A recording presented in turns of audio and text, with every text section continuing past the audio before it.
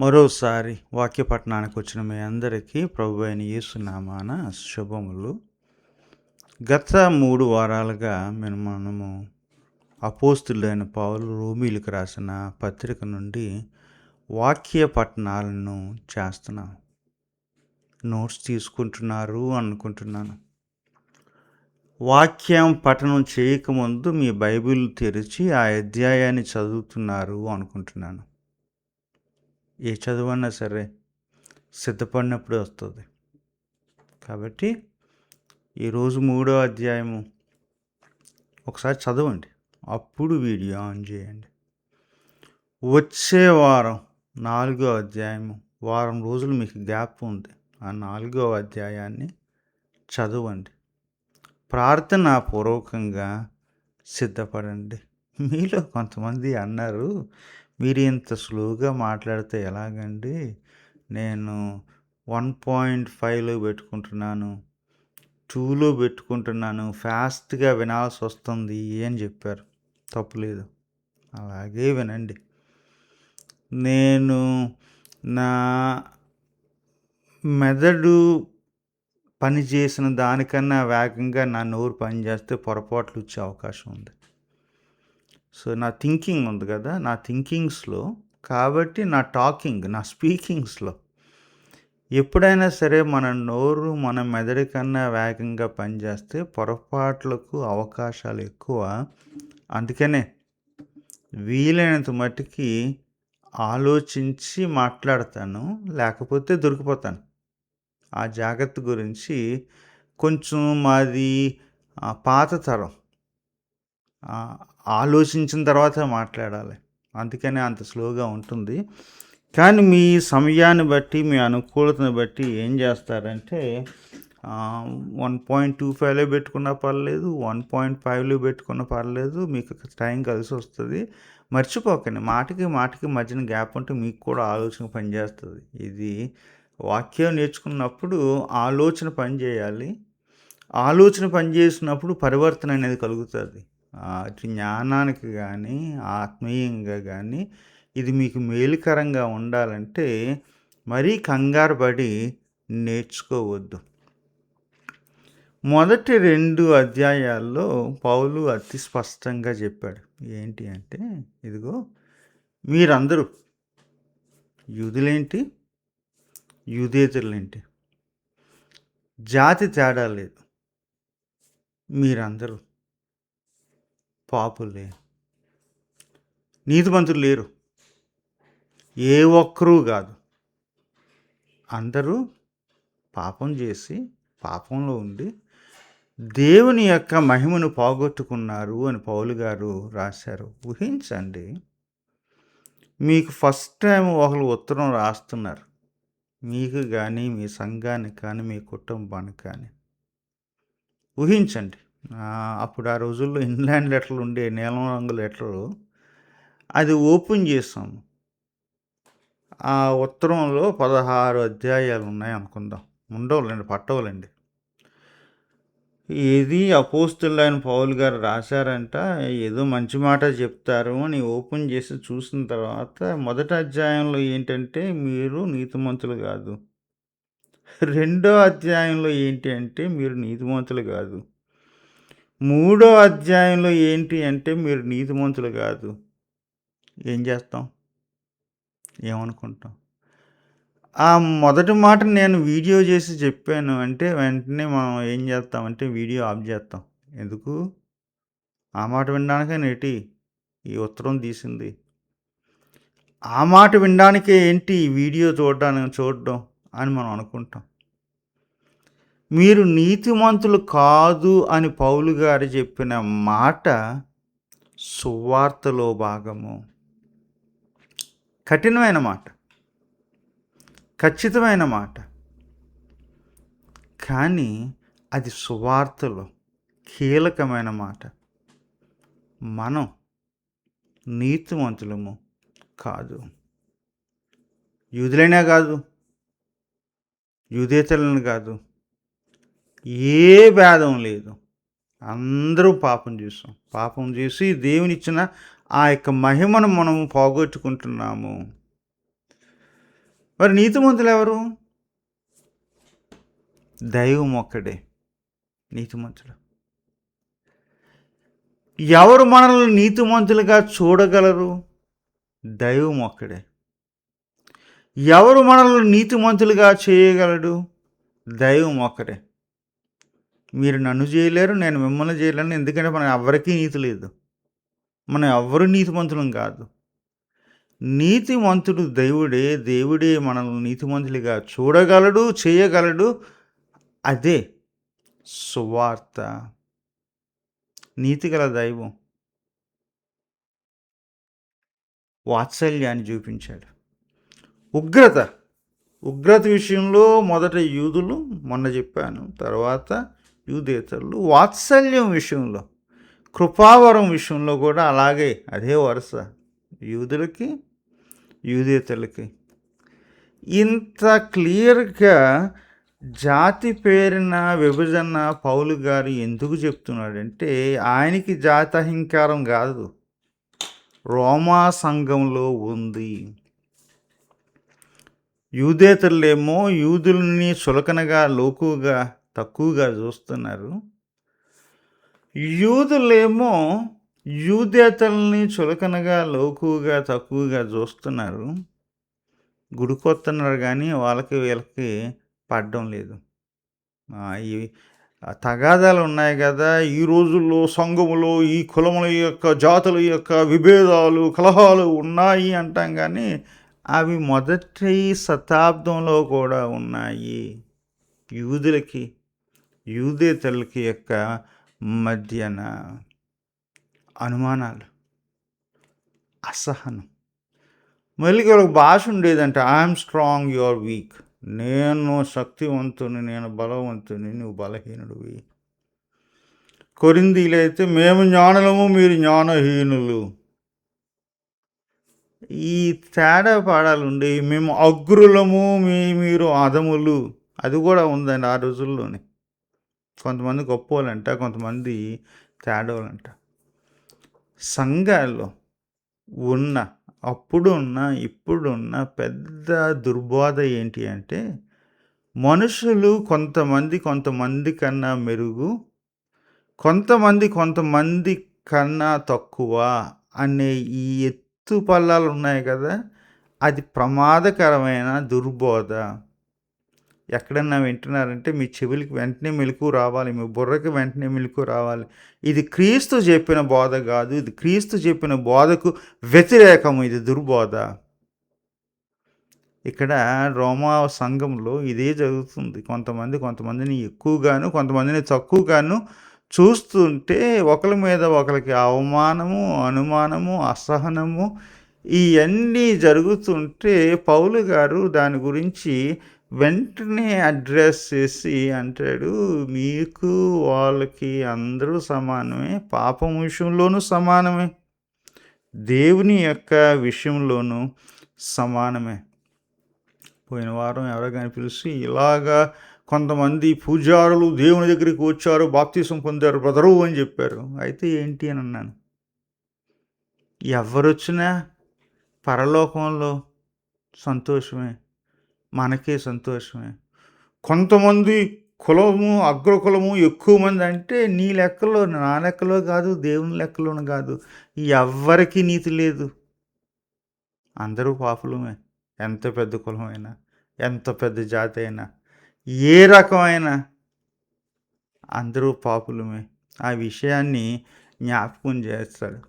అప్పుడు వీళ్ళలో, యూదుల్లో కొంతమందికి అనిపించింది, మనం యూదులం కదా, ప్రయోజనం ఏంటి, లాభం ఏంటి? మనకి ధర్మశాస్త్రం ఉంది, మగవాళ్ళకేమో సున్నతి ఉంది, తర్వాత మాకందరికీ నిబంధన ఉంది, మాకు మూల పురుషుడు, పూర్వీకుడు ఎవరు, అబ్రహాము ఉన్నాడు. ఇవన్నీ ప్రయోజనాలే కదా, స్పెషల్ ఏమంటారంటే ప్రివిలేజెస్ కదా. ఈ ప్రయోజనాలన్నీ ఉంటుండగా నువ్వేంటి అంత ఈజీగా మేము వాళ్ళతో సమానం అంటున్నావు, మేము కూడా నీతిహీనులము, నీతిమంతులం కాదు అంటున్నావు, ఏంటి అని చెప్పేసి వాళ్ళకి ప్రశ్న రావచ్చు. ఏమంటాడంటే, ఇదిగో మీరు గొప్ప ఏం కాదు, don't claim superiority over the others. మీరు గొప్ప ఏం కాదు. అదుకులమా అనుకుంటున్నారా? మాకేం తక్కువ అండి, మేము తక్కువ వారమా అనుకుంటున్నారా? వద్దు. అదుకులు కాదు, తక్కువ కాదు. మళ్ళా మా మా సంఘాల్లోకి మన సంఘాల్లోకి మనసొస్తుంది. మన సంఘాల్లో ప్రతి సంఘం కూడా దీంతోనే విభజించబడింది. కొంతమంది ఎక్కువని, కొంతమంది తక్కువని. చొక్కా ప్యాంటు వేసుకున్నాడు, సరైన షర్ట్ వేసుకొని ఇన్‌షర్ట్ చేసుకున్నాడు అంటే ఆయన ఎక్కువ. ఆయన పేరు వెనకాల ఏదో ఉంది. కులం పేరు పెట్టుకున్నాడు. కాబట్టి ఆయన ఎక్కువ. లేదు కొంచెం ఎర్రగా, బుర్రగా ఉన్నాడు కాబట్టి ఆయన ఎక్కువ. ఆమె ఏదో కొంచెం ఉద్యోగం ఉంది, పైసలుంది అని చెప్పేసి ఆమె ఎక్కువ. ఆమె కులం ఎక్కువ, ఆవిడ కబుర్లు ఎక్కువ. ఇలాంటివన్నీ తీసుకొచ్చేసి కొంతమందిని ఎక్కువగాను, తక్కువగాను చూసే మన కళ్ళు, మన సంస్కృతి ఇచ్చిన కళ్ళు. ఎవరన్నా ఎదురవ్వగానే మొదటి 30 సెకండ్‌లో నేనంటాను, మనం వాల్యుయేట్ చేస్తాం. వీళ్ళను అండి అనాలా, ఒరేయ్ అనాలా అని చెప్పేసి. అది మనకి ఇవ్వబడిన శాపం, జనరేషనల్ శాపం అది. It's a generational curse. We can only see people either as higher or lower than ourselves. మనకన్నా ఎక్కువగానే చూస్తాము, తక్కువగానే చూస్తాము. సమానంగా ఎవరిని మనం చూడము. అది మనకు కొన్ని తరాలుగా ఇవ్వబడిన శాపము తెలుగు వాళ్ళకి, తెలుగు సంఘాల్లో కనుక బయట కూడా. యూదులు ఇప్పుడు ఇలా కొలుస్తున్నారు, మేము ఎక్కువ, తక్కువ అని చెప్పేసి. మరి ఎక్కువ అని చెప్పాలి కదా, ఎవరు మేము తక్కువ అని చెప్పరు. ఎక్కువ అని చెప్పాలి కాబట్టి వాళ్ళు ఏమన్నారంటే, ఇదిగో మాకు దేవోక్తులు ఇవ్వబడ్డాయి. అంటే అన్యజనులు ఉన్నారు కదా, యూదేతరులు ఉన్నారు కదా, వేరే వేరే సంస్కృతుల నుండి వచ్చారు కదా, వాళ్ళకి దేవుని యొక్క వాక్య ప్రత్యక్షత లేదు. దేవుడు మాతోనే మాట్లాడాడు. మా యొక్క పూర్వీకులతోనే మాట్లాడాడు. మా జాతితోనే మాట్లాడాడు. దేవోక్తి అనేది మాకుంది కాబట్టి మేము మీకన్నా మేలు అని చెప్పేసి యూదులు వాదించారు. ఇది మొదటి 8 వచనాల్లో ఉన్న వాదోపవాదాలన్నమాట. ఇంకోటి ఏంటి అంటే దేవోక్తే కాదు, దైవం మాతోనే నిబంధన చేసుకున్నాడు. మేము నిబంధన ప్రజలము, అందరిలాగా అల్లటప్ప కాదు, మేము స్పెషల్ నిబంధన ప్రజలము అని చెప్పేసి. మరి నిబంధన ప్రజలైతే నమ్మకంగా లేరు కదా, విశ్వాస్యత లేదు కదా, నమ్మకత్వం లేదు కదా, అవిధేయత కదా, మాట వినని రకం కదా. మరి మీరెలా స్పెషల్ అవుతారు అని అవతలోళ్ళు అంటారేమో అని చెప్పి అని ఉంటారులేండి. వెంటనే ఏమంటారంటే మా బట్టిని కాదు, మా యొక్క నమ్మకత్వాన్ని బట్టి కాదు, మా యొక్క విశ్వాస్యతను బట్టి కాదు, ఇది దేవుని యొక్క నమ్మకత్వాన్ని బట్టి, విశ్వాస్యతను బట్టి మేము ఇంకా నిబంధన అనే స్పెషల్ స్టేటస్లో ఉన్నాము అని చెప్పేసి యూదులు వాదించేవారు. మరలా చెప్తున్నాను, వాళ్ళు మనలాంటి మనుషులే. గొప్ప అనిపించుకోవడానికి ఏ రీతికన్నా వాదిస్తారు. మా ప్రజలకే దైవోక్తి అన్నారు, మా ప్రజలకి నిబంధన అన్నారు.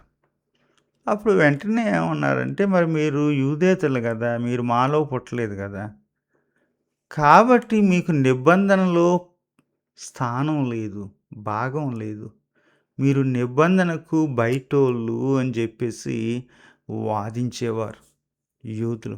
మొదటి 8 వచనాల్లో పౌలు దాని గురించి వాళ్ళ వాదనను లిస్ట్ చేస్తాడు. చేసిన తర్వాత నిర్మోహమాటంగా చెబుతాడు పౌలు. ఏమంటాడంటే, ఇదిగో భేదం లేదు, యూదులేంటి, యూదేతరులేంటి, అందరూ పాపం అనుకు బానిసలే, అందరూ పాపం చేశారు, భేదం లేదు. నిబంధన ఉన్నవాళ్ళు, నిబంధన లేని వాళ్ళు, దేవోక్తి పొందినోళ్ళు, దేవోక్తి పొందినోళ్ళు, అబ్రహాము ఆ యొక్క వారసత్వంలో అంటే ఆ కుటుంబంలో ఆ జాతిలో పుట్టినోళ్ళు, బయట పుట్టినోళ్ళు అందరూ, అందరూ దూరంగానే ఉన్నారు. దేవునికి దూరంగానే ఉన్నారు. ఎవ్వరు గొప్ప కాదు. పాపం అనేది ఉంది కదా! అది మీరు రావాలి, కావాలి అని కోరుకుంటే వచ్చేది కాదు. మీరు అందులో పుట్టారు. అందులోనే ఉన్నారు. అదే చేస్తున్నారు. It didn't come by invitation. You are born into it. ఆ వ్యవస్థలోనికి, ఆ పరిసరాల్లోనికి, ఆ విలువలలోనికి మనము పుట్టాము. ఇక చాయిస్ లేదు. Free choice. నా ఇష్టం. నేను అందులో ఉంటాను. నేను అందులో ఉండడానికి పుట్టాను. అది లేదు. అందరూ అందులో పుట్టేసాం. ఏ ఒక్కరు ఎక్సెప్షన్స్ లేవు. అందరూ నీతిహీనులమే అని చెప్పిన తర్వాత చెబుతాడు. ఇదిగో మనకి వేరే చాయిస్‌లు లేవు కాబట్టి ఒకే చాయిస్ ఉంది. ఏంటి అంటే దేవుని యొక్క కృపే. వేరే చాయిసెస్ లేవు. ఈ పాపులు అని చెప్పడానికి యెషయా గ్రంథంలో నుండి ఒక వచనాలను కొన్ని తీసుకొస్తాడు. భేదం లేదు, యూదులేంటి అది నీతిమంతులు లేరు, ఒక్కరు లేరు, మీరు గ్రహించరు, వెతకరు, త్రోవ తప్పిన తిరిగి జీవితాన్ని జీవిస్తున్నారు. మేలు చేసే అలవాటే లేదు, గొంతు తెరిస్తే సమాధి, నాలిక విప్పితే మోసము, మీరు నడిస్తే రక్తపాతము, మీరు నోరు ఇప్పితే సర్ప విషము, పెదవుల నిండా అదే ఉంది. మీ మార్గాలన్నీ అంటే మీ దారులన్నీ, మీ పద్ధతులన్నీ ఎక్కడికంటే నాశనం వైపే వెళుతున్నాయి. శాంతి అనేది, క్షేమం అనేది మీ జీవితాల్లోనూ, మీ జీవిత విధానాల్లోనూ లేదు. యూదులేంటి, యూదేతరులేంటి, అందరికీ ఇదే నైజం. మనం అందరం ఇదే రకం అని చెప్పి ప్రవక్తల నుండి పౌలు గారు యూదులకి, యూదేతరులకి జ్ఞాపకం చేస్తారు. ప్రవక్తలు అనగానే యూదులు నమ్ముతారు. ప్రవక్తలు అనగానే యూదేతరులు మళ్ళీ తిరిగి ఆలోచిస్తారు. అందుకనే ఒక ప్రవక్తను తీసుకొచ్చి అంటాడు, బ్రతుకులు సరిగా లేవు, మాటలు సరిగా లేవు, ఆలోచనలు సరిగా లేవు, పెదవులు సరిగా లేవు, నడతలు సరిగా లేవు, మీ జీవిత విధానాలు, విలువలు సరిగా లేవు. మనం అందరూ పాపం చేశాము అని చెప్తాడు. ఇప్పుడు ఇంట్రడ్యూస్ చేస్తాడు ఒక పదం, నీతి అని. ఈ నీతి అనేది, రక్షణ అనేది మనకి ఎలాగొచ్చిందంటే దేవుని నీతిని బట్టి వచ్చింది. చెప్పాను కదా, నమ్మదగినవాడు, విశ్వసనీయ పాత్రుడు ఎవరు అంటే దైవమే. నీతి కలిగిన వాడు ఎవరు అంటే దైవమే. మీలో నీతిని చూసేది, మిమ్మల్ని నీతిమంతులుగా చేసేది మీ నీతిని బట్టి కాదు, దేవుని యొక్క నీతిని బట్టి. ఆ నీతి మనకు ప్రత్యక్షపరచబడింది. కనబడుతుందో లేదు కానీ కలుపు చూడండి. ఆ నీతి నీలోని లేదు, నాలోని లేదు. దేవుని యొక్క నీతి ఎక్కడ ప్రత్యక్షపరచబడింది అంటే క్రీస్తు జీవితంలోను, మరణంలోను, పునరుద్ధానంలో. దేవుడు ఎంత నమ్మదగిన వాడు అనేది యేసయ్య పుట్టడం ద్వారా మనకు తెలిసింది. యేసయ్య జీవితం ద్వారా మనకు తెలిసింది. యేసయ్య మరణం ద్వారా మనకు తెలిసింది. యేసయ్య పునరుద్ధానం ద్వారా అవును, దైవాన్ని మనం నమ్మొచ్చు, నమ్మదగిన దైవం అని మనకి తెలిసింది. అదే 21వ వచనం నుండి 31వ వచనం వరకు చెప్తాడు. చెప్పి క్రీస్తు ద్వారా దేవుని నీతి మనకు వెల్లడిపరచబడింది, బయలుపరచబడింది. చెప్పి అంటాడు, దానిని మీరు నమ్మాలి. దానిని మీరు విశ్వసించాలి. మరి నమ్మకం అంటే, విశ్వాసం అంటే ఏది మరి కష్టమే కదండీ అంటే, ఓ మాట అది మన సొంతం కాదు. అది దేవుని వరమే. నమ్మకంగా ఉండడం. దానికి కృప కావాలి. నమ్మడానికి, విశ్వసించడానికి దేవుని యొక్క వరం కావాలి. నమ్మినోళ్ళందరికీ దైవం ఆ రక్షణ ఇస్తాడు అని చెప్పి, దేవుని కృపగా తమ జీవితాలకు దగ్గర చేసేది ఏంటి అంటే విశ్వాసము. మరి అతిశయించుకోదు, నేను విశ్వాసిని, నేను విశ్వసించున్నాను, నేను విశ్వాసముగా ఉంటున్నాను. అతిశయానికి కారణం లేదు. ఇది దేవుని వరం అండి. దేవుడు మనకు అది ఇచ్చాడు కాబట్టి మనకు అది వచ్చింది. క్రీస్తునిచ్చిన దైవం క్రీస్తుని నమ్మడానికి వాక్యాన్ని పంపించాడు, విశ్వాసాన్ని ఇచ్చాడు. ఇక మీరు గొప్పలో పోవడం ఏంటి? మీరు అతిశయించడం ఏంటి? మీరు గర్వించడం ఏంటి? ఇది మీరు కష్టపడితే వచ్చిన జీతం కాదు. ఇది దేవుని యొక్క వరం. దాని గురించి మరలా మీకు నేను చెప్తాను. పౌలు గారు కూడా జ్ఞాపకం చేస్తాడు. ఏదేదో చేశామనేమో యూదులు అనుకుంటున్నారు. సున్నతి ఉందని, పుస్తకం ఉందని, ఉపవాసాలు ఉన్నాయని, తర్వాత పండగకి వెళ్తామని, యాత్రలకు వెళ్తామని, వీటన్నిటిని బట్టి మేము నీతిమంతులమని యూదులు అనుకుంటుంటే, యూదేతరులు కూడా అది చర్చిలో అది చేస్తున్నాం, ఇది చేస్తున్నాం, అది చేస్తున్నాం, మేము కాబట్టి చర్చ నడుస్తుంది, మేము కాబట్టి దేవుడు ఉన్నాడు, మేము కాబట్టి క్రైస్తవ్యం ఉంది అని చెప్పి గొప్పలు చెప్పిన వాళ్ళు కూడా ఉంటారు. ఇప్పుడు లేరా? అప్పుడు ఉన్నారు, ఇప్పుడు ఉన్నారు. అంటాడు, గొప్పలు చెప్పొద్దు, అతిశయించొద్దు. అతి క్లియర్గా, అతి స్పష్టంగా పౌలు సంఘాల్లో ఉన్న వాళ్ళకి చెప్పేది ఏంటంటే, మనం అతిశయించడానికి కారణం లేదు కాబట్టి అతిశయించొద్దు.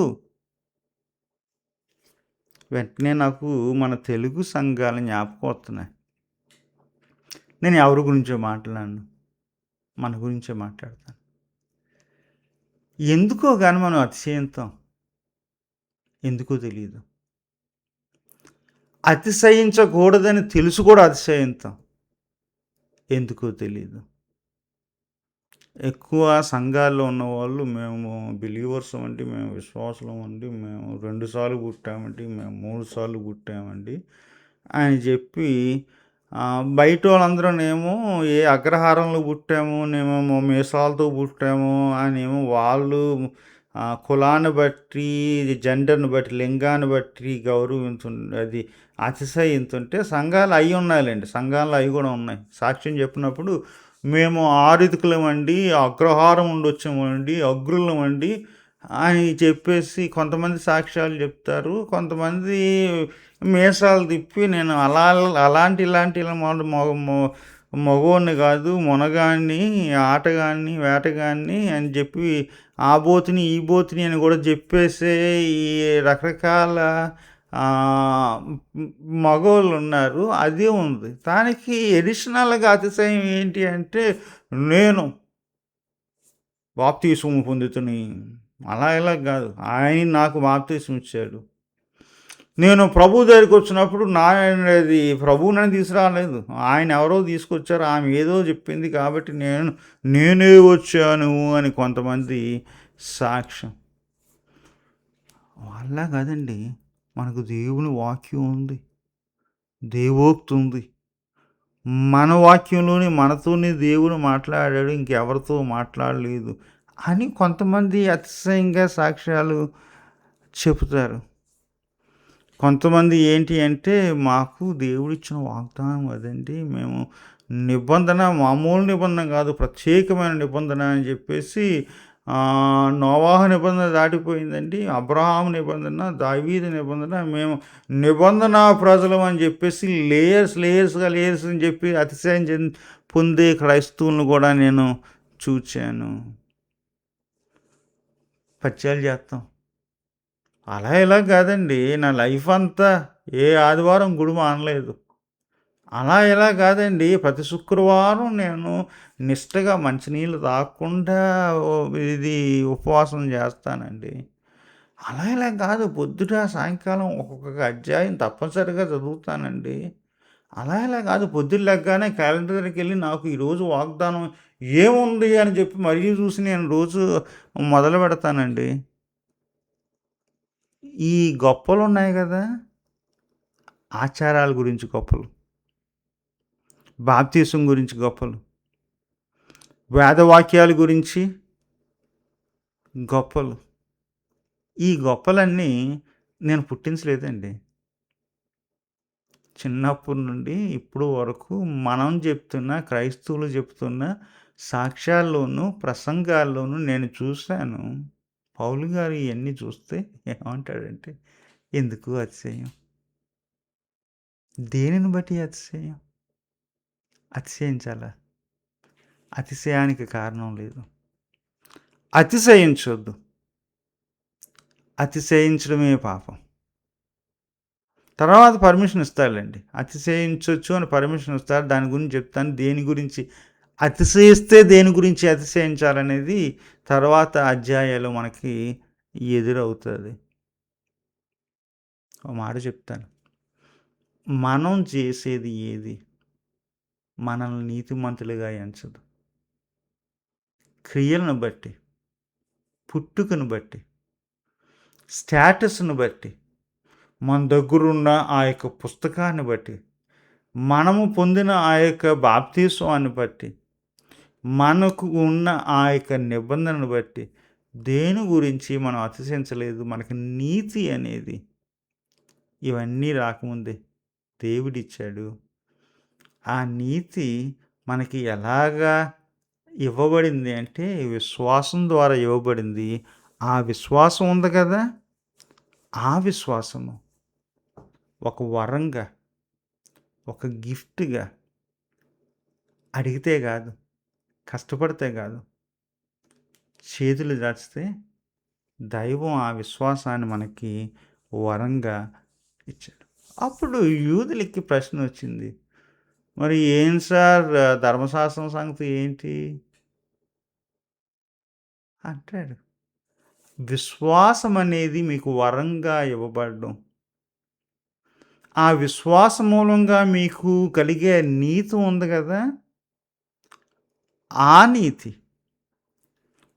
ఆ ధర్మశాస్త్రానికి నెరవేర్పు, సార్థకము అని చెప్తాడు. 3వ అధ్యాయంలో పౌలు గారు మనకి జ్ఞాపకం చేసేది మొదటి 8 వచనాల్లో, ఇదిగో తేడా పాడాలు లేవు, అందరూ నీతిలేనులే. తర్వాత 9 నుండి 20 వచనాల్లో ఆ యొక్క ప్రవచన వాక్యాన్ని తీసుకొచ్చి మన బ్రతుకులు సరైన బ్రతుకులు కాదు, మన ఆలోచనలు, మన నడతలు సరైనవి కాదు, మనం అందరం భ్రష్టులమే అని చెప్తాడు. 21 నుండి 31 వరకు నీతి అనేది మనకు ఆపాదించడం జరిగింది మన క్రియలను బట్టి కాదు, దేవుని యొక్క నీతిని బట్టి. ఆ నీతిలో మనం పాలు భాగస్వామ్యం అవడానికి విశ్వాసం అనేది ఒక వరంగా ఇవ్వబడింది. అలా అని చెప్పి ధర్మశాస్త్రాన్ని తేలిగ్గా పడవద్దు. అదే ధర్మశాస్త్రము, అందులోనే ఆ నీతిలోనే ధర్మశాస్త్రము నెరవేర్చబడింది, సార్థకమైంది, సిద్ధించింది అని చెప్పి పౌలు గారు చెప్తారు. చదువు రండి 4వ అధ్యాయము, ధ్యానిద్దాము వచ్చేవారు. ఉంటాను మరి, సెలవు.